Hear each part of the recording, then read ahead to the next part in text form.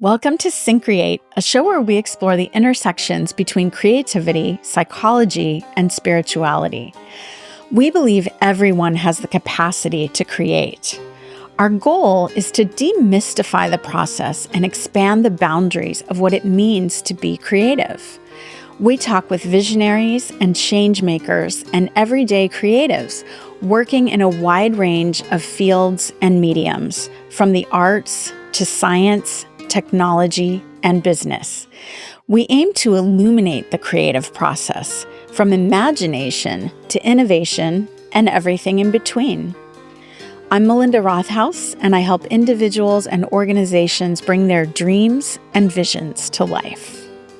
Hi, I'm Charlotte Gulick, and I'm a writer, educator, and writing coach.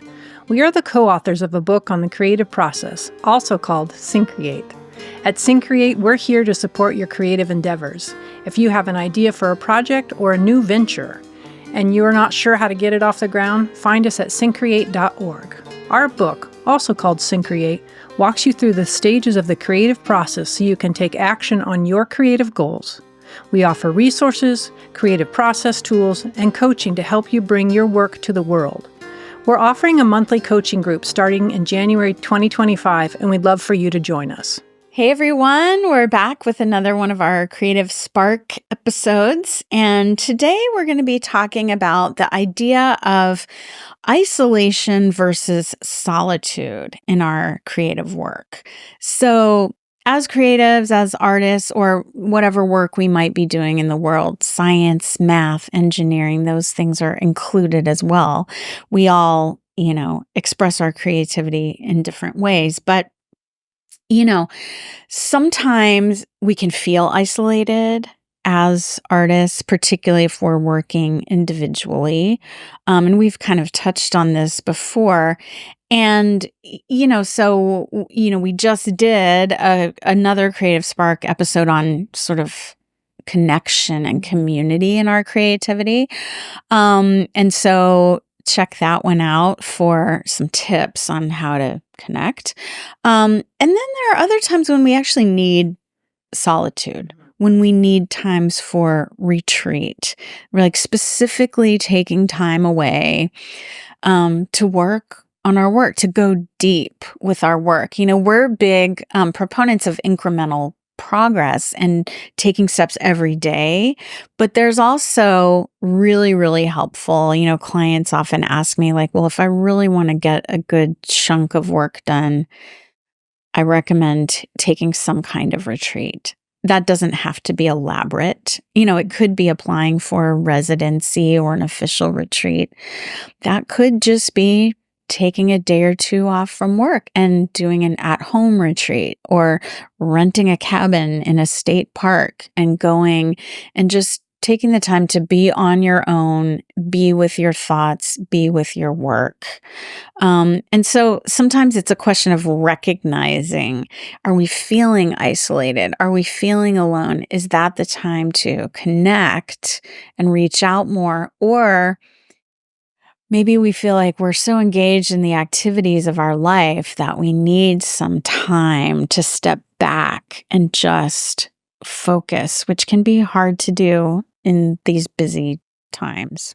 Well, and I think, and there's also research right out in the world that it's harder to have sustained attention, sustained focus. Like it's harder and harder. And so I think sometimes retreat is, I want to get away from all the stimuli so I can actually connect to my own creative ideas. But then we have the other thing of, I'm going to isolate myself from the world. And I'm an artist, and this is how I am. And I love the visual. And maybe what we need is the time to connect to ourselves. It's really tricky. Like, am I going to retreat as a reaction, or am I going to retreat as a strategy to connect to myself? Mm-hmm. And I think there's a lot of self-awareness that's required in the creative process.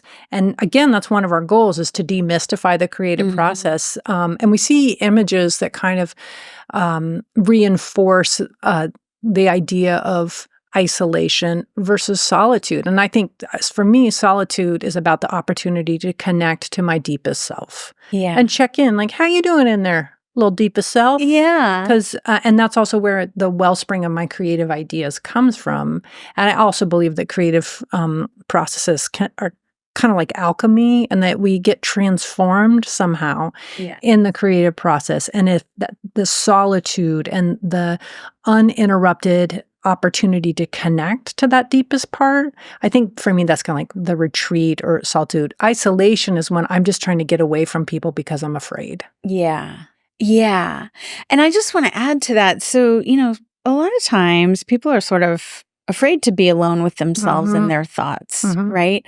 Which is why something like a mindfulness or meditation practice can be helpful, so that we can start to become more at home with ourselves, right? And extend that self-compassion. And then we can lean into what I kind of think of as that blessed solitude. Like, I remember over the summer, I was traveling and I was in Scotland, and the first part of my trip I was with friends, and then I was kind of on my own and traveling through the Highlands of Scotland by myself and driving on the other side of the road. And I felt this deep, like, kind of like loneliness or something, isolation set in. And, I kind of sat with that for a few days and was able to move through it. And it was just interesting because then I went on to Iceland, where I had booked, basically some time for a retreat for myself in just an Airbnb in the north of Iceland, in the middle of nowhere. And for some reason, I was able to really sink into that and feel that blessed solitude and take some long walks and eat some good food and just work and really. So, sometimes it's just a little bit of a mindset shift, a context shift, an environment shift can help us make that switch. I also think a deep part of this, how many times can I use deep in this episode? And a really essential aspect of this is based on something you just said, is like, we can still be in solitude and connected. Yes. Connected to the universe, connected to community, connected to ourselves. Isolation, I think, is about disconnection, and really is what they think is the root of like addiction, is feeling disconnected. Yes. And we can be isolated around other people if we're not connected to ourselves. I mean, it's easy to feel alone in a crowd. Yeah, absolutely. Right? But like this is tangential, but I think kind of related. I once went to an event that was about networking for introverts. And it was basically like, if you're standing in an event and you're feeling awkward and you don't know what to do and everyone seems to be chatting, just like go find that one other person that looks like they're feeling really awkward and strike up a conversation. And people report like, wow, I met the most interesting person in the room, actually, I think that way. And we've continued to stay in contact. So I'm just thinking about the word isolate. Yeah. Isolate. Yeah. And solitude. I'm sure there's root words and all that stuff, but I think in the creative process, we have to balance both, right? We have to balance both. And I think a lot of it is checking in with ourselves and taking a minute, whether that's through meditation or journaling or deep breathing, and like, am I in isolation or am I in solitude? And recognizing where we are, and can I do anything that makes me feel connected? Yeah, absolutely. Yeah. So what's our pro tip? Our pro tip is to be strategic about solitude. Okay. So this could be plan a retreat. For a lot of artistic people, there are artist retreats that you can apply to. There's some really great opportunities for that. I've done 3, and it's pretty amazing. But I think it doesn't have to be huge, right? You can plan a retreat in your own home, take the day off, and to say, this is a time for me to connect to my creativity and see what arises, and not fill that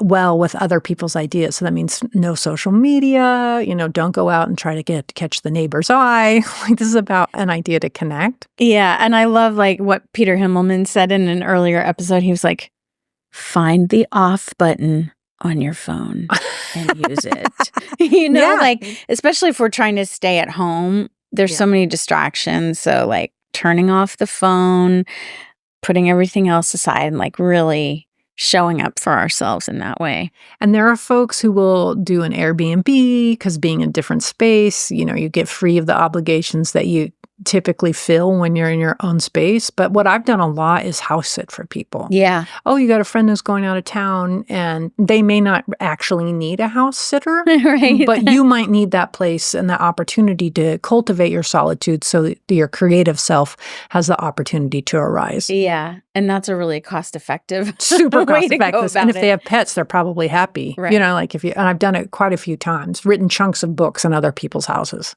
Love it. Yeah.